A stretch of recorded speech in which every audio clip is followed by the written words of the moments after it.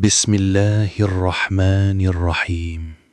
ربي اشرح لي صدري ويسر لي أمري واحلل عقدة من لساني يفقه قولي. حدثنا أبو اليمان الحكم بن نافع قال أخبرنا شعيب عن الزهري قال أخبرني عبيد الله بن عبد الله بن عتبة بن مسعود أن عبد الله بن عباس أخبره أن أبا سفيان بن حرب أخبره أن هرقل أرسل إليه في ركب من قريش وكانوا تجارا بالشام في المدة التي كان رسول الله صلى الله عليه وسلم مادا فيها أبا سفيان وكفار قريش، فأتوه وهم بإيلياء فدعاهم في مجلسه وحوله عظماء الروم، ثم دعاهم ودعا بترجمانه فقال: أيكم أقرب نسبا بهذا الرجل الذي يزعم أنه نبي؟ فقال أبو سفيان: فقلت: أنا أقربهم نسبا. فقال: أدنوه مني وقربوا أصحابه فاجعلوهم عند ظهره.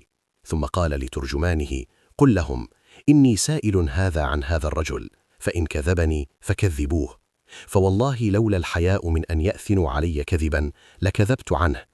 ثم كان أول ما سألني عنه أن قال: كيف نسبه فيكم؟ قلت: هو فينا ذو نسب.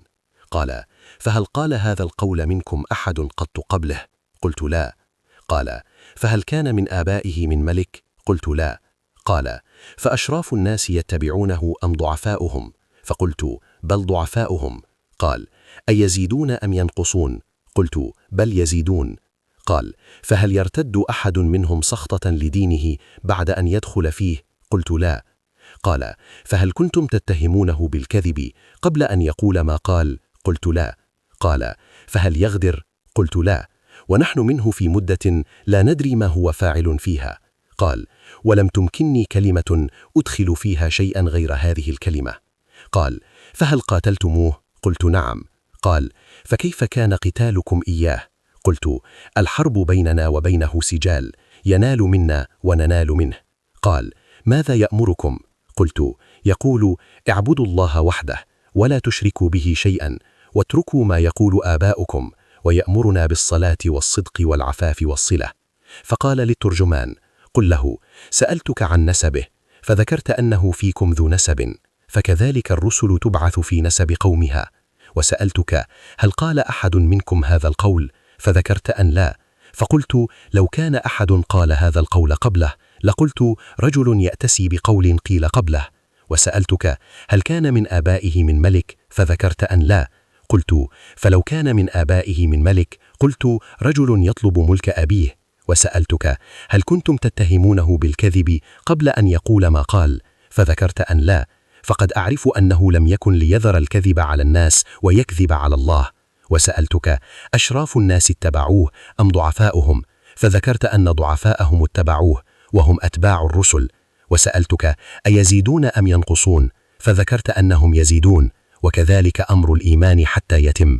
وسألتك: أيرتد أحد سخطة لدينه بعد أن يدخل فيه؟ فذكرت أن لا، وكذلك الإيمان حين تخالط بشاشته القلوب. وسألتك: هل يغدر؟ فذكرت أن لا، وكذلك الرسل لا تغدر. وسألتك بما يأمركم، فذكرت أنه يأمركم أن تعبدوا الله ولا تشركوا به شيئا، وينهاكم عن عبادة الأوثان، ويأمركم بالصلاة والصدق والعفاف.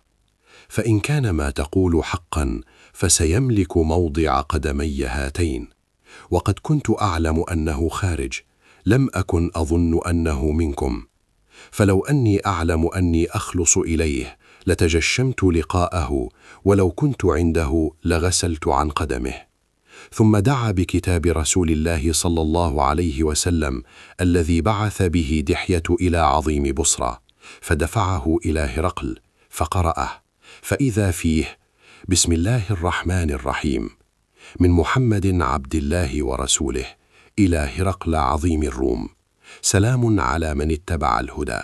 أما بعد، فإني أدعوك بدعاية الإسلام، أسلم تسلم، يؤتك الله أجرك مرتين، فإن توليت فإن عليك إثم الأريسيين، ويا أهل الكتاب تعالوا إلى كلمة سواء بيننا وبينكم ألا نعبد إلا الله ولا نشرك به شيئا ولا يتخذ بعضنا بعضا أربابا من دون الله فإن تولوا فقولوا اشهدوا بأننا مسلمون. قال أبو سفيان: فلما قال ما قال وفرغ من قراءة الكتاب كثر عنده الصخب وارتفعت الأصوات وأخرجناه. فقلت لأصحابي حين أخرجناه: لقد أمر أمر بن أبي كبشة، إنه يخافه ملك بني الأصفر. فما زلت موقنا أنه سيظهر حتى أدخل الله علي الإسلام. وكان ابن الناظور صاحب إيلياء وهرقل سقفا على نصارى الشام، يحدث أن هرقل حين قدم إيلياء أصبح يوما خبيث النفس، فقال بعض بطارقته: قد استنكرنا هيئتك. قال ابن الناظور: وكان هرقل حزاء ينظر في النجوم، فقال لهم حين سألوه: إني رأيت الليلة حين نظرت في النجوم ملك الختان قد ظهر، فمن يختتن من هذه الأمة؟ قالوا: ليس يختتن إلا اليهود، فلا يهمنك شأنهم، واكتب إلى مدائن ملكك فيقتلوا من فيهم من اليهود. فبينما هم على أمرهم أتي هرقل برجل أرسل به ملك غسانة يخبر عن خبر رسول الله صلى الله عليه وسلم.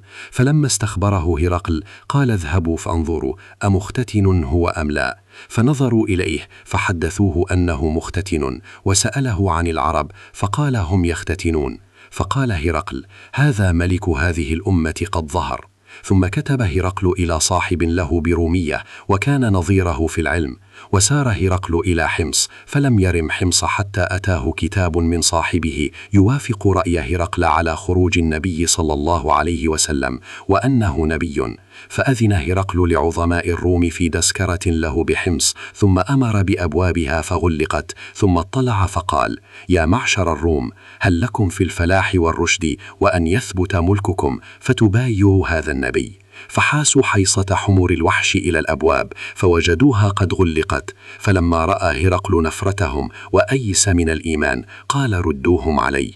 وقال: إني قلت مقالتي آنفا أختبر بها شدتكم على دينكم، فقد رأيت. فسجدوا له ورضوا عنه، فكان ذلك آخر شأن هرقل. رواه صالح بن كيسان ويونس ومعمر عن الزهري. Narrated Abdullah bin Abbas. Abu Sufyan bin Harb informed me that Heraclius had sent a messenger to him while he had been accompanying a caravan from Quraysh. They were merchants doing business in Sham, Syria, Palestine, Lebanon, and Jordan, at the time when Allah's messenger, peace be upon him, had truce with Abu Sufyan and Quraysh infidels. So Abu Sufyan and his companions went to Heraclius at Ilia, Jerusalem. Heraclius called them in the court, and he had all the senior Roman dignitaries around him. He called for his translator, who, translating Heraclius's question, said to them, "Who amongst you is closely related to that man who claims to be a prophet?" Abu Sufyan replied, "I am the nearest relative to him amongst the group." Heraclius said, "Bring him, Abu Sufyan, close to me, and make his companions stand behind him." Abu Sufyan added, "Heraclius told his translator to tell my companions that he wanted to put some questions to me regarding that man, the prophet, and that if I told a lie, they, my companions, should contradict me." Abu Sufyan added, "By Allah, had I not been afraid of my companions labeling me a liar, I would not have spoken the truth about the prophet." The first question he asked me about him was, "What is his family status amongst you?" I replied, "He belongs to a good, noble family amongst us." Heraclius further asked, "Has anybody amongst you ever claimed the same, that is, to be a prophet, before him?" I replied, "No." He said, "Was anybody amongst his ancestors a king?" I replied, "No." Heraclius asked, "Do the nobles or the poor follow him?" I replied, "It is the poor who follow him." He said, "Are his followers increasing, decreasing day by day?" I replied, "They are increasing." He then asked, "Does anybody amongst those who embrace his religion become displeased and renounce the religion afterwards?" I replied, "No." Heraclius said, "Have you ever accused him of telling lies before his claim, that is, to be a prophet?" I replied, "No." Heraclius said, "Does he break his promises?" I replied, "No. We are at truce with him, but we do not know what he will do in it. I could not find opportunity to say anything against him except that." Heraclius asked, "Have you ever had a war with him?" I replied, "Yes." Then he said, "What was the outcome of the battles?" I replied, "Sometimes he was victorious, and sometimes we." Heraclius said, "What does he order you to do?" I said, "He tells us to worship Allah and Allah alone, and not to worship anything along with him, and to renounce all that our ancestors had said. He orders us to pray, to speak the truth, to be chaste, and to keep good relations with our kith and kin." Heraclius asked the translator to convey to me the following: "I asked you about his family, and your reply was that he belonged to a very noble family. In fact, all the apostles come from noble families amongst their respective peoples. I questioned you whether anybody else amongst you claimed such a thing. Your reply was in the negative. If the answer had been in the affirmative, I would have thought that this man was following the previous man's statement. Then I asked you whether any of his ancestors was a king. Your reply was in the negative, and if it had been in the affirmative, I would have thought that this man wanted to take back his ancestral kingdom. I further asked whether he was ever accused of telling lies before he said what he said, and your reply was in the negative. So I wondered how a person who does not tell a lie about others could ever tell a lie about Allah. I then asked you whether the rich people followed him or the poor. You replied that it was the poor who followed him, and in fact all the apostles have been followed by this very class of people. Then I asked you whether his followers were increasing or decreasing. You replied that they were increasing, and in fact this is the way of true faith, till it is complete in all respects. I further asked you whether there was anybody who after embracing his religion became displeased and discarded his religion. Your reply was in the negative, and in fact this is the sign of true faith, when its delight enters the hearts and mixes with them completely. I asked you whether he had ever betrayed. You replied in the negative, and likewise the apostles never betray. Then I asked you what he ordered you to do. You replied that he ordered you to worship Allah and Allah alone, and not to worship anything along with him, and forbade you to worship idols, and ordered you to pray, to speak the truth, and to be chaste.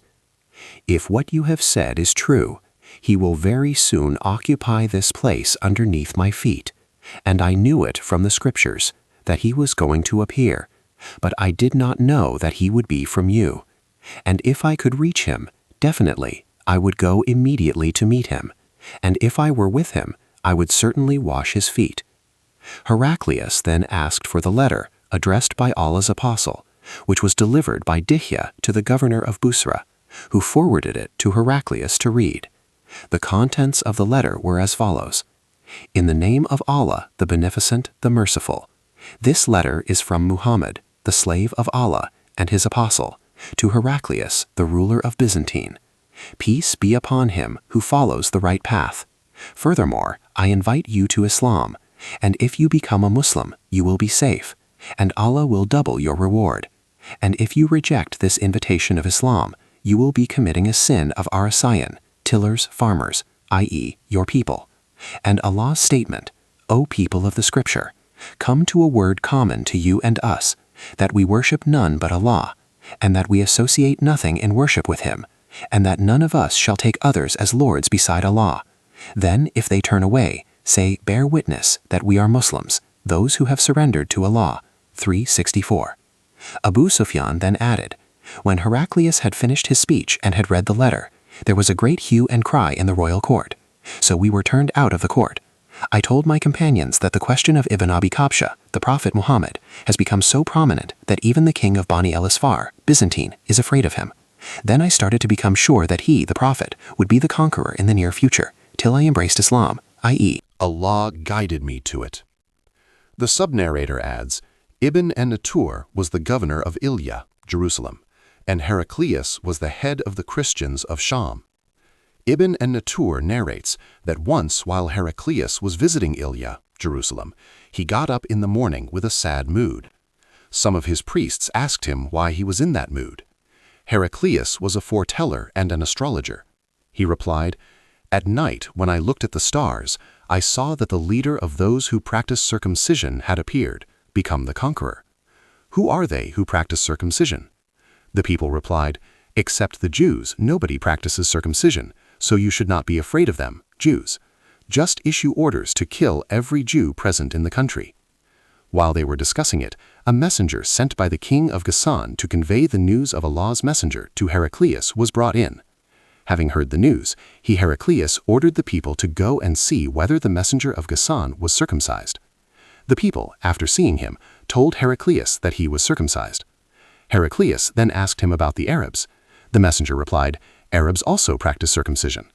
After hearing that, Heraclius remarked that sovereignty of the Arabs had appeared. Heraclius then wrote a letter to his friend in Rome, who was as good as Heraclius in knowledge. Heraclius then left for Homs, a town in Syria, and stayed there till he received the reply of his letter from his friend, who agreed with him in his opinion about the emergence of the prophet and the fact that he was a prophet. On that, Heraclius invited all the heads of the Byzantines to assemble in his palace at Homs. When he assembled, he ordered that all the doors of his palace be closed.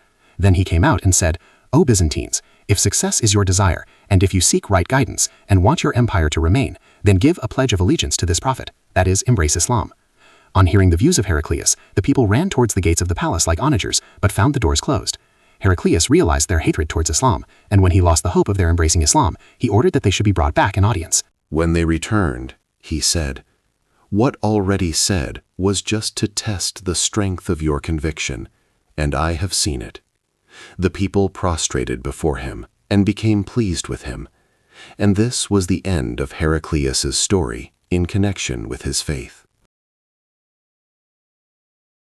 हमको अबुल यमान हुकुम बिन नाफे ने हदीस बयान की। उन्हें इस हदीस की शुएब ने खबर दी। उन्होंने ज़ुहरी से ये हदीस सुनी। उन्हें उबैदुल्लाह इब्ने अब्दुल्लाह इब्ने उतबा बिन मसूद ने खबर दी कि अब्दुल्लाह बिन अब्बास से अबू सुफियान बिन हर्ब ने ये वाक़या बयान किया कि हरकल शाह रूम ने उनके पास कुरैश के काफ़िले में एक आदमी बुलाने को भेजा, और उस वक्त ये लोग तिजारत के लिए मुल्क शाम गए हुए थे, और ये वो ज़माना था जब रसूल अल्लाह सल्लल्लाहु अलैहि वसल्लम ने कुरैश और अबू सुफियान से एक वक्ती अहद किया हुआ था। जब अबू सुफियान और दूसरे लोग हरकल के पास ईलिया पहुंचे, जहां हरकल ने दरबार तलब किया था, उसके गिर्द रूम के बड़े बड़े लोग, उलमा, वुज़रा, उमरा बैठे हुए थे। हरकल ने उनको और अपने तर्जुमान को बुलवाया, फिर उनसे पूछा कि तुम में से कौन शख्स मुद्दई रिसालत का ज़्यादा करीबी अजीज़ है। अबू सुफियान कहते हैं कि मैं बोल उठा कि मैं इसका सबसे ज़्यादा करीबी रिश्तेदार हूँ। ये सुनकर हरकल ने हुक्म दिया कि इसको, अबू सुफियान को, मेरे करीब लाकर बिठाओ और इसके साथियों को इसकी पीठ के पीछे बिठा दो। फिर अपने तर्जुमान से कहा कि इन लोगों से कह दो कि मैं अबू सुफियान से इस शख्स के, यानी मोहम्मद सल्लल्लाहु अलैहि वसल्लम के हालात पूछता हूँ। अगर ये मुझसे किसी बात में झूठ बोलते तो तुम उसका झूठ जाहिर कर देना।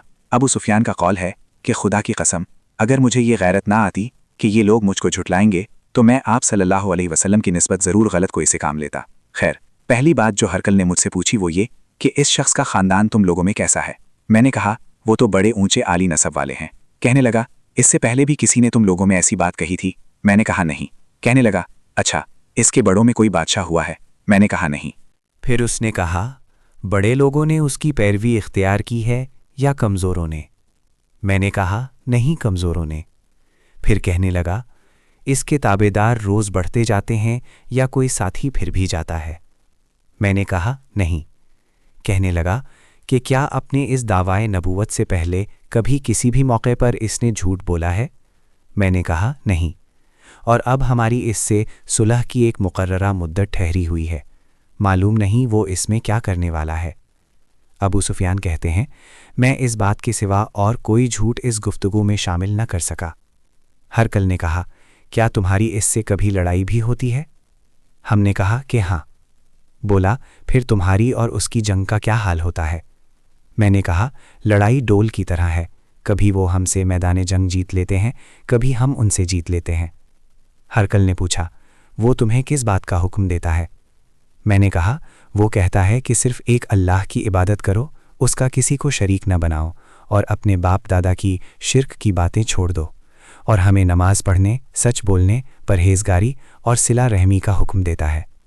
ये सब सुनकर फिर हरकल ने अपने तर्जुमान से कहा कि अबू सुफियान से कह दे कि मैंने तुमसे इसका नसब पूछा तो तुमने कहा कि वो हम में आली नसब है, और पैगंबर अपनी कौम में आली नसब ही भेजे जाया करते हैं।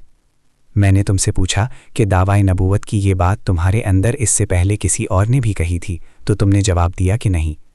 तब मैंने अपने दिल में कहा कि अगर ये बात इससे पहले किसी ने कही होती तो मैं समझता कि इस शख्स ने भी इसी बात की तकलीद की है जो पहले कही जा चुकी है। मैंने तुमसे पूछा कि इसके बड़ों में कोई बादशाह भी गुजरा है। तुमने कहा कि नहीं। तो मैंने दिल में कहा کہ ان کے بزرگوں میں سے کوئی بادشاہ ہوا ہوگا تو کہہ دوں گا کہ وہ شخص اس بہانہ اپنے آباء و اجداد کی بادشاہت اور ان کا ملک دوبارہ حاصل کرنا چاہتا ہے۔ اور میں نے تم سے پوچھا کہ اس بات کے کہنے یعنی پیغمبری کا دعویٰ کرنے سے پہلے تم نے کبھی اس کو دروغ گوئی کا الزام لگایا ہے؟ تم نے کہا کہ نہیں۔ تو میں نے سمجھ لیا کہ جو شخص آدمیوں کے ساتھ دروغ گوئی سے بچے وہ اللہ کے بارے میں کیسے جھوٹی بات کہہ سکتا ہے۔ اور میں نے تم سے پوچھا کہ بڑے لوگ اس کے پیرو ہوتے ہیں یا کمزور آدمی؟ تم نے کہا کمزوروں نے اس کی اتباع کی ہے، تو دراصل یہی لوگ پیغمبروں کے متبعین ہوتے ہیں۔ اور میں نے تم سے پوچھا کہ اس کے ساتھی بڑھ رہے ہیں یا کم ہو رہے ہیں؟ تم نے کہا کہ وہ بڑھ رہے ہیں، اور ایمان کی کیفیت یہی ہوتی ہے حتیٰ کہ وہ کامل ہو جاتا ہے۔ اور میں نے تم سے پوچھا کہ آیا کوئی شخص اس کے دین سے ناخوش ہو کر مرتد بھی ہو جاتا ہے؟ تم نے کہا نہیں۔ تو ایمان کی خاصیت بھی یہی ہے، جن کے دلوں میں اس کی مسرت رچ بس جائے وہ اس سے لوٹا نہیں کرتے۔ اور میں نے تم سے پوچھا کہ آیا وہ کبھی عہد شکنی کرتے ہیں؟ تم نے کہا نہیں۔ پیغمبروں کا یہی حال ہوتا ہے، وہ عہد کی خلاف ورزی نہیں کرتے۔ اور میں نے تم سے کہا کہ وہ تم سے کس چیز کے لیے کہتے ہیں؟ تم نے کہا کہ وہ ہمیں حکم دیتے ہیں کہ اللہ کی عبادت کرو، اس کے ساتھ کسی کو شریک نہ ٹھہراؤ، اور تمہیں بتوں کی پرستش سے روکتے ہیں، سچ بولنے اور پرہیزگاری کا حکم دیتے ہیں۔ لہٰذا اگر یہ باتیں جو تم کہہ رہے ہو سچ ہیں تو عنقریب وہ اس جگہ کا مالک ہو جائے گا کہ جہاں میرے یہ دونوں پاؤں ہیں۔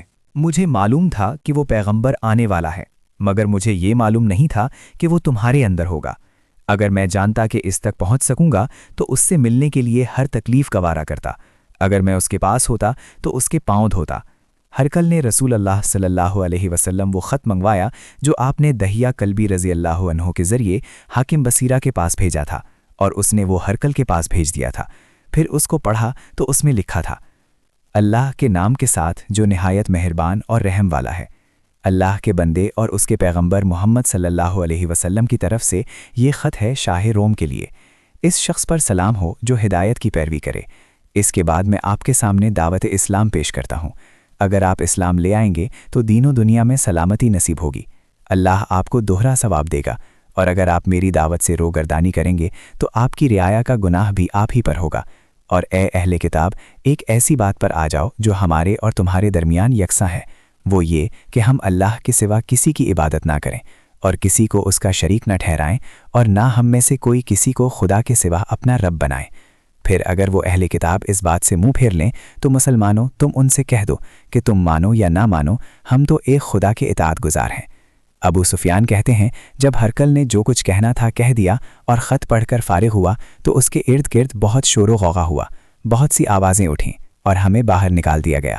تب میں نے اپنے ساتھیوں سے کہا کہ ابو کبشہ کے بیٹے حضرت صلی اللہ علیہ وسلم کا معاملہ تو بہت بڑھ گیا، دیکھو تو اس سے بنی اسفر روم کا بادشاہ بھی ڈرتا ہے۔ مجھے اس وقت سے اس بات کا یقین ہو گیا کہ حضور صلی اللہ علیہ وسلم ان قریب غالب ہو کر رہیں گے، حتیٰ کہ اللہ نے مجھے مسلمان کر دیا۔ راوی کا بیان ہے کہ ابن ناتور ایلیا کا حاکم، ہرقل کا مصاحب اور شام کے نصارہ کا لاٹ پادری بیان کرتا تھا کہ ہرقل جب ایلیا آیا ایک دن صبح کو پریشان اٹھا تو اس کے درباریوں نے دریافت کیا کہ آج ہم آپ کی حالت بدلی ہوئی پاتے ہیں، کیا وجہ ہے؟ ابن ناتور کا بیان ہے کہ ہرقل نجومی تھا، علم نجوم میں وہ پوری مہارت رکھتا تھا۔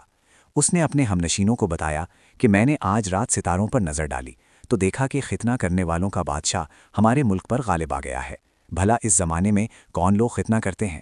انہوں نے کہا کہ یہود کے سوا کوئی ختنہ نہیں کرتا، سو ان کی وجہ سے پریشان نہ ہوں۔ سلطنت کے تمام شہروں میں یہ حکم لکھ بھیجیے کہ وہاں جتنے یہودی ہوں سب قتل کر دیے جائیں۔ وہ لوگ انہی باتوں میں مشغول تھے کہ ہرقل کے پاس ایک آدمی لایا گیا جسے شاہ غسان نے بھیجا تھا۔ اس نے رسول اللہ صلی اللہ علیہ وسلم کے حالات بیان کیے۔ جب ہرقل نے سارے حالات سن لیے تو کہا کہ جا کر دیکھو وہ ختنہ کیے ہوئے ہے یا نہیں۔ انہوں نے اسے دیکھا تو بتلایا کہ وہ ختنہ کیا ہوا ہے۔ ہرقل نے جب اس شخص سے عرب کے بارے میں پوچھا تو اس نے بتلایا کہ وہ ختنہ کرتے ہیں۔ تب ہرقل نے کہا کہ یہی محمد صلی اللہ علیہ وسلم اس امت کے بادشاہ ہیں جو پیدا ہو چکے ہیں۔ پھر اس نے اپنے ایک دوست کو رومیہ خط لکھا اور وہ بھی علم نجوم میں ہرقل کی طرح ماہر تھا۔ پھر وہاں سے ہرقل ہمس چلا گیا۔ ابھی ہمس سے نکلا نہیں تھا کہ اس کے دوست کا خط اس کے جواب میں آ گیا۔ اس کی رائے بھی حضور صلی اللہ علیہ وسلم کے ظہور کے بارے میں ہرقل کے موافق تھی کہ محمد صلی اللہ علیہ وسلم واقعی پیغمبر ہیں۔ اس کے بعد ہرقل نے روم کے بڑے آدمیوں کو اپنے ہمس کے محل میں طلب کیا۔ اور اس کے حکم سے محل کے دروازے بند کر لیے گئے۔ پھر وہ اپنے خاص محل سے باہر آیا اور کہا، اے روم والو، کیا ہدایت اور کامیابی میں کچھ حصہ تمہارے لیے بھی ہے؟ اگر تم اپنی سلطنت کی بقا چاہتے ہو تو پھر اس نبی کی بیعت کر لو اور مسلمان ہو جاؤ۔ یہ سننا تھا کہ پھر وہ لوگ وحشی گدھوں کی طرح دروازوں کی طرف دوڑے، مگر انہیں بند پایا۔ آخر جب ہرقل نے اس بات سے ان کی یہ نفرت دیکھی اور ان کے ایمان لانے سے مایوس ہو گیا تو کہنے لگا کہ ان لوگوں کو میرے پاس لاؤ۔ جب وہ دوبارہ آئے تو اس نے کہا، میں نے جو بات کہی تھی اس سے تمہاری دینی پختگی کی آزمائش مقصود تھی، سو وہ میں نے دیکھ لی۔ تب یہ بات سن کر وہ سب کے سب اس کے سامنے سجدے میں گر پڑے اور اس سے خوش ہو گئے۔ بالا آخر ہرقل کی آخری حالت یہی رہی۔ ابو عبداللہ کہتے ہیں کہ اس حدیث کو صالح بن کیسان، یونس اور معمر نے بھی زہری سے روایت کیا ہے۔ سبحانك اللهم وبحمدك أشهد أن لا إله إلا أنت أستغفرك وأتوب إليك